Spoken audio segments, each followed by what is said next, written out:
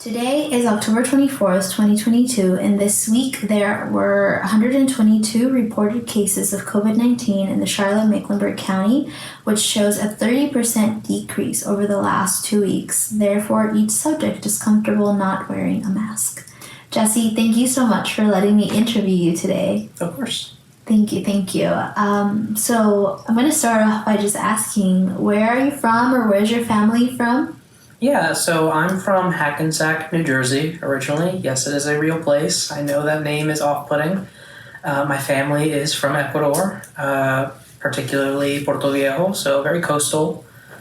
I did live there for 5 years, and it was a really, really interesting experience, sort of having grown up in New Jersey, moved to a whole other country for some pretty formative years, from like 8 to 13. And then, circle back this way. So during COVID, where were you? Local. I was in Rock Hill, actually. Are you in Rock Hill still? No, not anymore. Where are you now? Right now I'm in the sort of Charlotte-Meck area. What do you remember about the beginning stages of COVID? It felt very not real, almost. Like, I remember there being a couple reports of, like, it being a problem in other countries and being like, oh man, that's weird, that's kind of scary.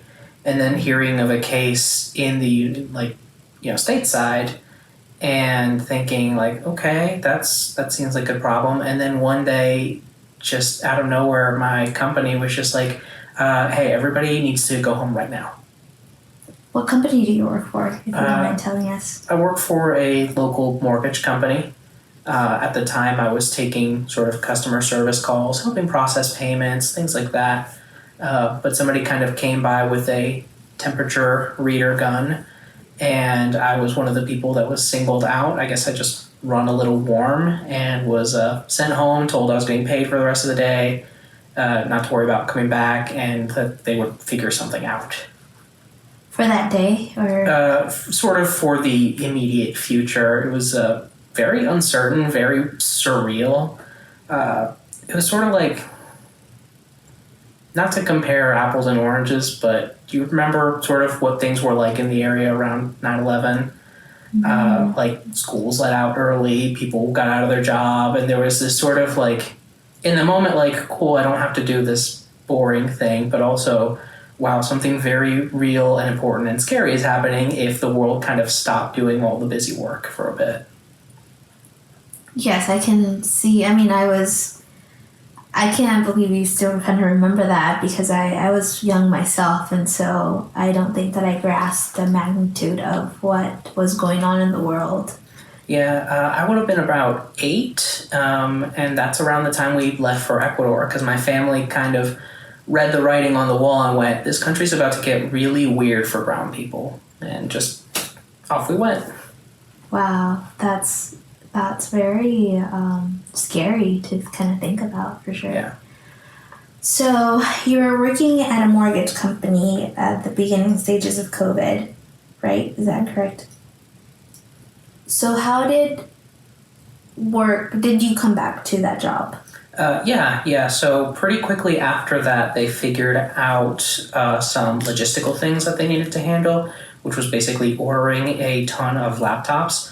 But they weren't able to get them set up very quickly, so they actually asked people to come in and just sort of take their whole kit. Like, I'm talking a desktop tower computer, a couple monitors, and just like go home, set it up, figure it out. That first 2 or 3 weeks, I actually did no work whatsoever, while still getting paid, which was kind of nice because there were so many IT issues. We weren't able to get things sort of sorted with a VPN. My wireless signal, I guess, wasn't strong enough. I had to kind of call my internet provider to come out and basically just create like a little splice cable. It wasn't that big a deal, but it took us a long time to sort of get there, and then I was finally able to sort of continue working. What was the most difficult or interesting thing about all of those changes that were happening in your company? Again, it was just very surreal. Like it felt like, well, this will be over in like a week, and then a week would pass, and surely by the end of the month, and then it just kind of kept happening. It was also just sort of a weird parallel. I was married at the time, no longer am, but my wife, her company wasn't doing so well, and like laid a bunch of people off, and she was worried about her job. And then the pandemic sort of officially hit around, early to mid-March. And I think they were already going to fold, but they used that as a sort of excuse to be like, oh, we're declaring bankruptcy. Sorry, guys, can't pay anybody. So it was really this weird parallel of like, I can work, but don't really have the ability to do a whole lot of work. I'm getting paid. And then my wife, who kind of went into a bit of a depression after being laid off by this company that she really believed in. And I'm sure that's kind of an experience that a lot of people share, but maybe not always in the same house. Yeah. So as the pandemic went on, how did you deal with, being inside, and what kind of things did you do, or what kind of things were going through your head at that time? I mean, I've kind of always been an indoor kid, so like things changed, but not as much as maybe one would hope. A lot of my hobbies involve things that can be done at a computer or at a TV, like that much wasn't a big problem. More so, it was just like, hey, we need groceries, what do we do about it? And that was kind of a weird time. A lot of sort of door dashing happened at the time. Just like, well, we don't have the ingredients for X meal. Let's just order in. And that got to be pretty expensive after a while, and also pretty unhealthy because you're just eating out for pretty much every meal. So would you say that it didn't help your health? No, not even a little bit. Interesting. Did you pick up any other hobbies during the pandemic? Strangely, no. I think I just got better at my existing hobbies. Which are? Mostly gaming. I do some recording and streaming on Twitch.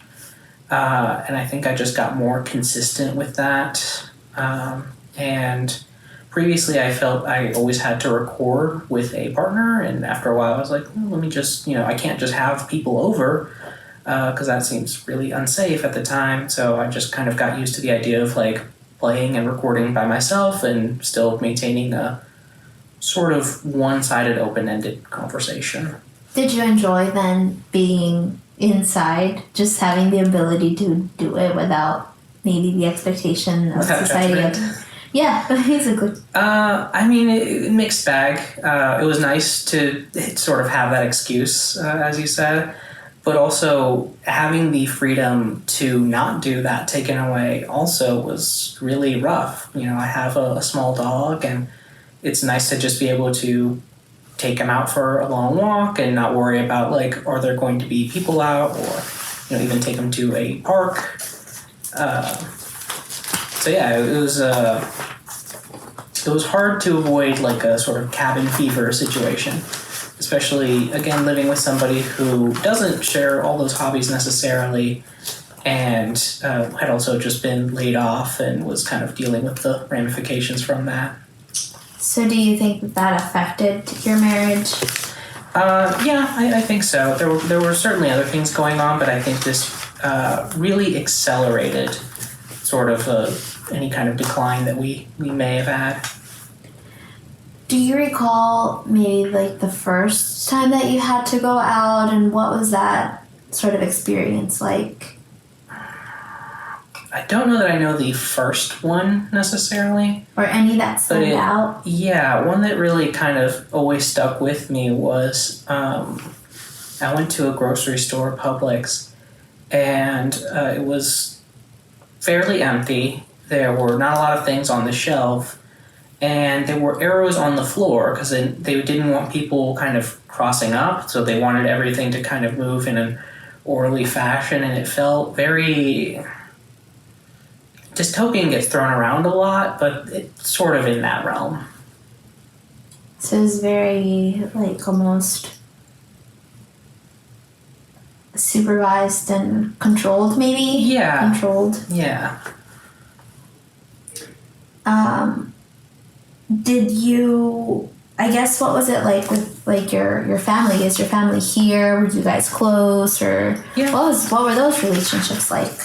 So my parents and my sister are local. Most of my family's in Ecuador.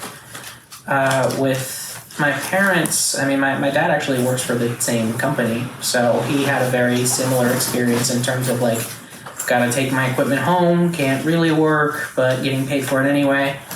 My mother nannies for some sort of affluent families, and I think she was asked to stay home, basically, for some time.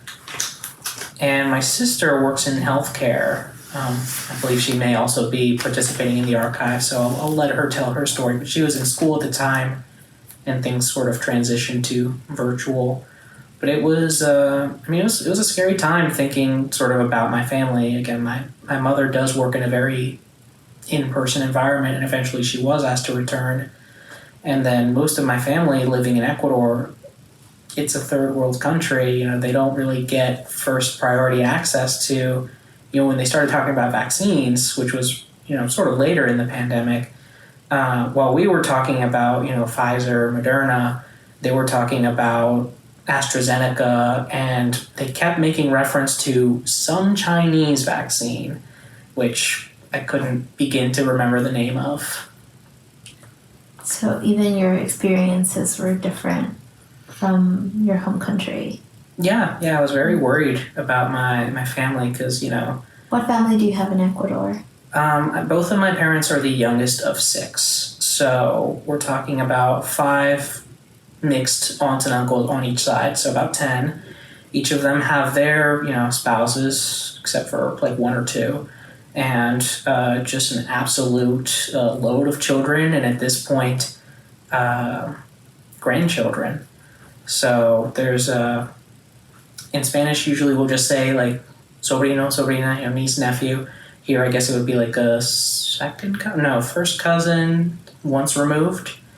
So a lot of sort of young cousins that I was worried about. Some of my closer cousins also work in healthcare, but in Ecuador.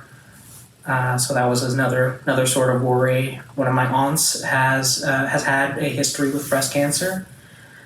So she's sort of permanently immunocompromised, and the last time I spoke with her, she was very anxious because people just weren't being responsible, and she comes from a medical background and is now immunocompromised. So a pandemic in a third world country is like her biggest nightmare.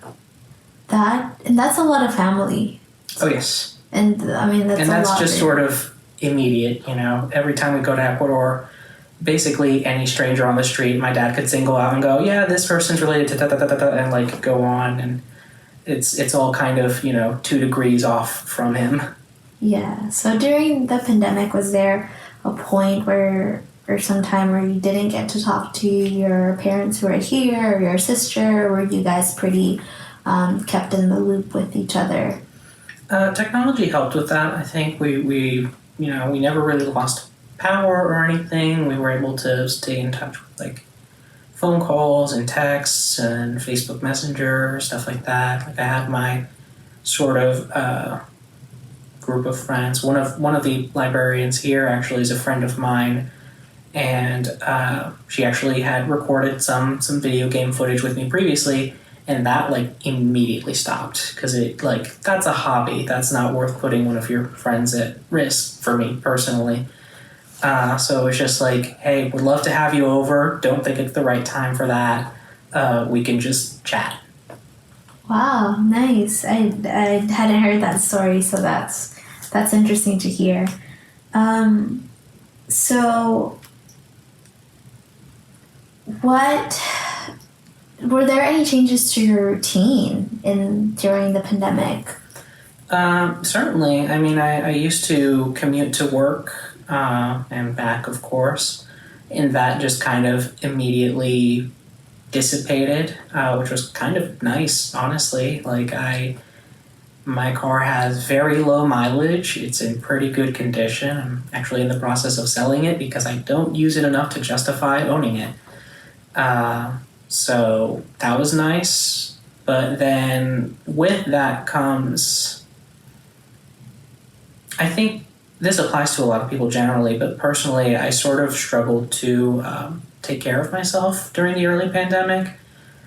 Sort of simple things that are expectations, like getting dressed in the morning, worrying about your personal hygiene. It became very easy to make that a sort of secondary or tertiary priority because it's like, well, who's really going to see me if I'm just working from home? It became very easy to just like work in my pajamas. And that lasted for a little bit, I want to say about a month or two, and then I was just like, hey, this is depressing. I'm going to start putting on jeans in the morning, even if I don't want to wear jeans that day. Sort of dressed like I was going to the office, even though I was just going upstairs in my own house. That's funny. And so you've kind of kept that routine for yourself. Yeah. I realized, at least for me personally, it became important to do that because otherwise I think it's very easy to it's a bit of a slippery slope. You don't get dressed in the morning and like, do you really need to brush your teeth?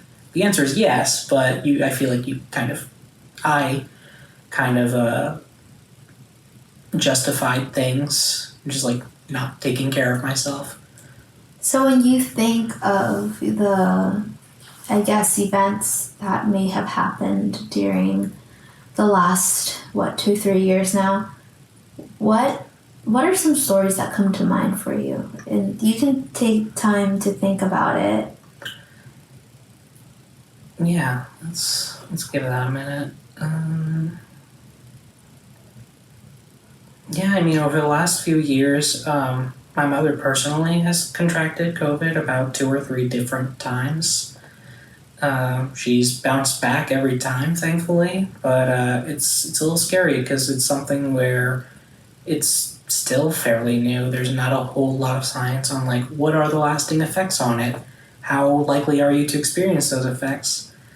About a year or two, maybe 2, prior to the pandemic start, my mother had an aneurysm, and we almost lost her. She was hospitalized for, I think, the better part of a month, right around the holidays. So it must have been 2018, I believe. And our concern, we understood that with COVID, there was like an increased risk of stroke and sort of other brain-related cardiovascular incidents that could occur. And so we were very worried for her, especially because, again, out of our family members, she has contracted it the most out of any of us. I thankfully am still completely like O for O on that. I think my sister surprisingly has avoided it. My dad may have had it once or twice, but we're not 100% on that. So I think it's surprising to me that your sister hasn't contracted it because she is in the medical field, right?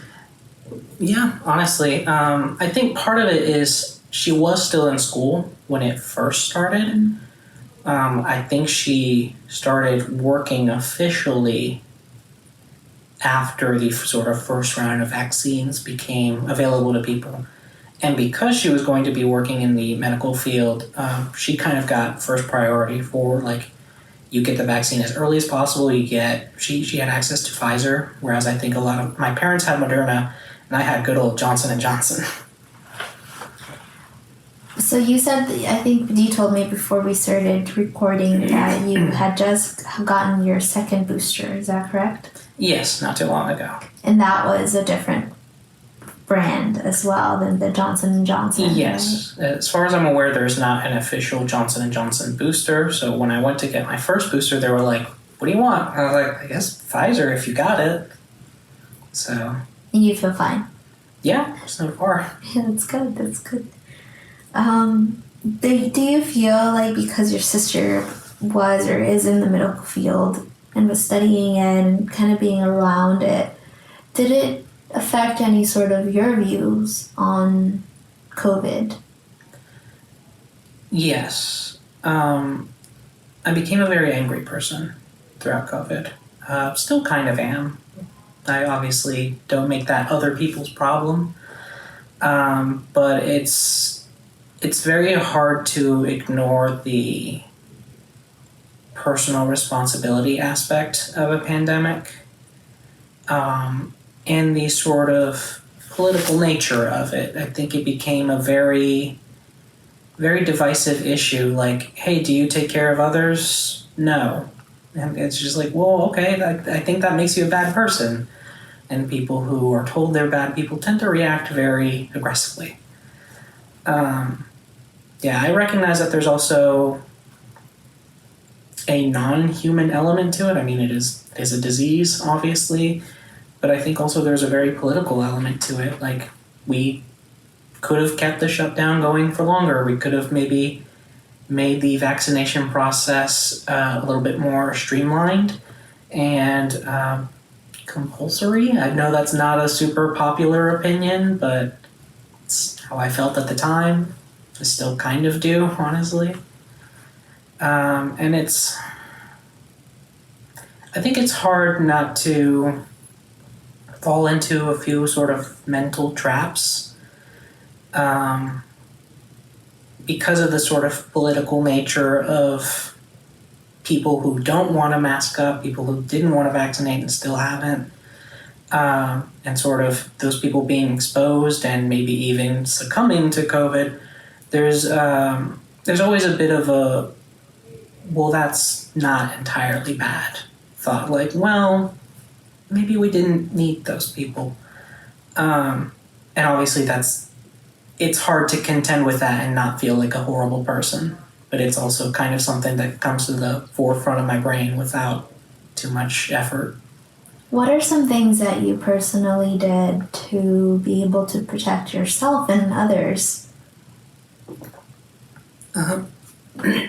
Sorry, I had a cold a couple weeks ago and I'm still contending with it. I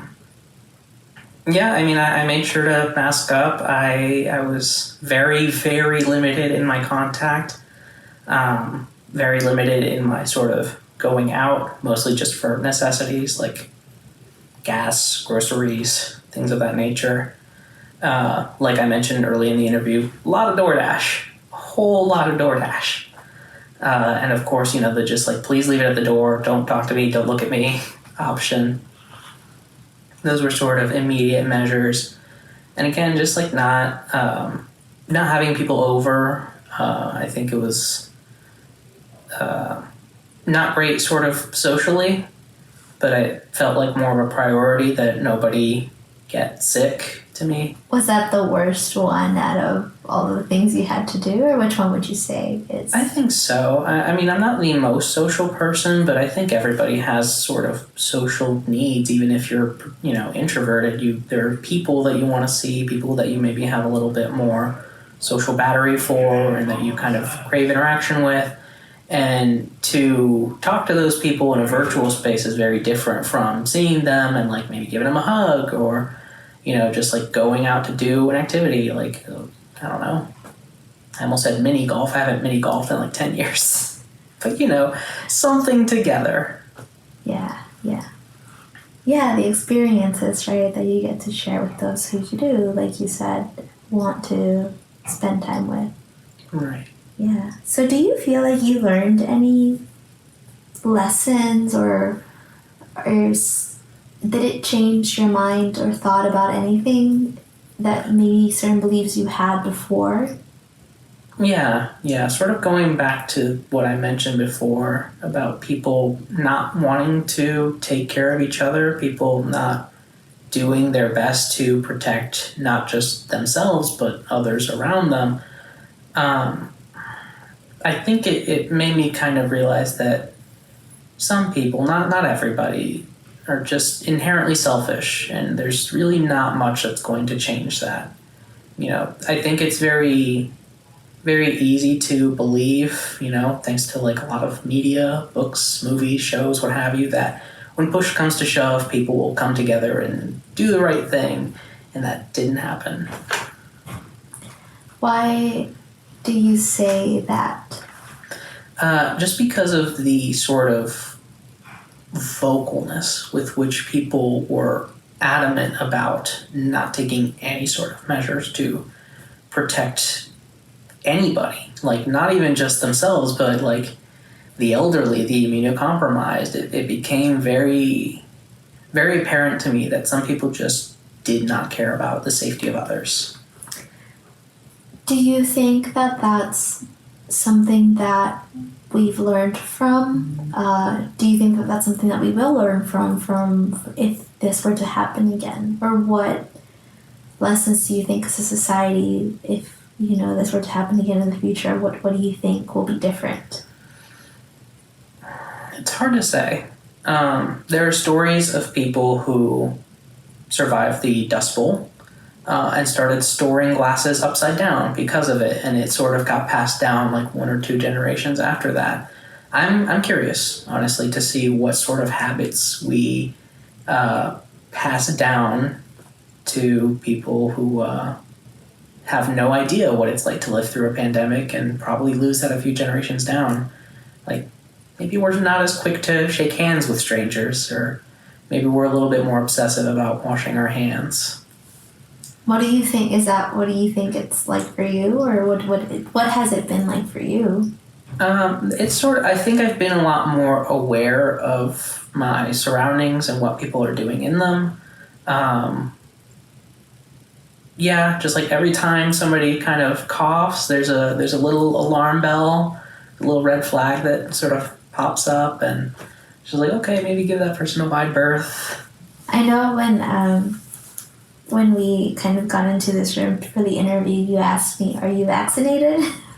And so I do see the importance that there is for you to be able to feel comfortable with who you're kind of surrounding yourself with, and I think that that's important because it brings more, not just it's a level of self-awareness, but being more direct with it. Yeah, like I don't think, 3 or 4 years back, I don't think I ever would have said to somebody, "Hi, can you disclose personal medical information to me right now?" That seems like something, that another sort of habit that at least I've developed, and I think I'm still sort of testing it socially. I don't think I would just ask everybody that. And what sort of results have you seen from it? For the most part, I think I'm good enough at social cues to where when I ask that, the person who I'm asking is almost always somebody who's going to say, yes, I am. Maybe I just don't associate with people who wouldn't be vaccinated. Or again, maybe I'm just careful of sort of clues that may indicate this person may not be vaccinated, and either avoid the interaction altogether, or if not, if like I can't avoid that, maybe just don't ask that question. So right now, masks are not mandatory, right? How do you feel about that? I hate that, personally. I deeply disagree with that. In 2021, I started going to the gym. Had a schedule, was going like 5 days a week, trying to sort of recover from, again, just a whole lot of delivered foods. And then the Omicron variant became a thing, and my gym just like stopped caring. They put up a sign basically saying like, hey, there's a local ordinance, you have to wear a mask, and you'd walk in and nobody was wearing a mask.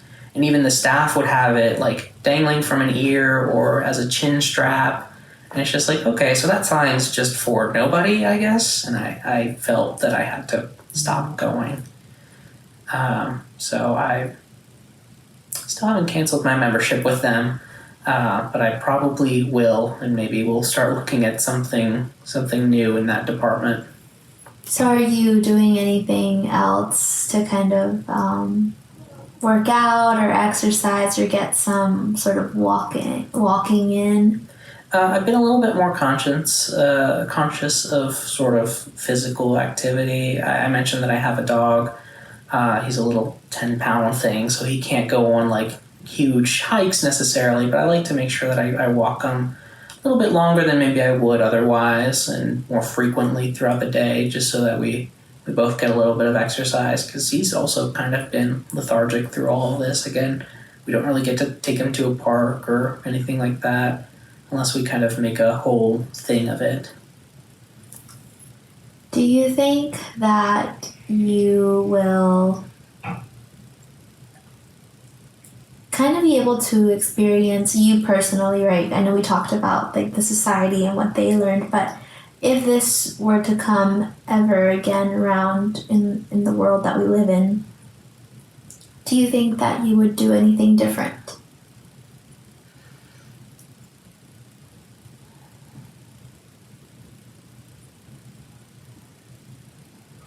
I think experiencing something like this a second time would, I think it would disappear any sort of facade of friendliness with regard to people who aren't careful. I think my patience would kind of just disappear at that point, and I think there would be more of a sort of zero tolerance policy personally. I can see why, because you definitely want to be careful with your personal health. Yeah.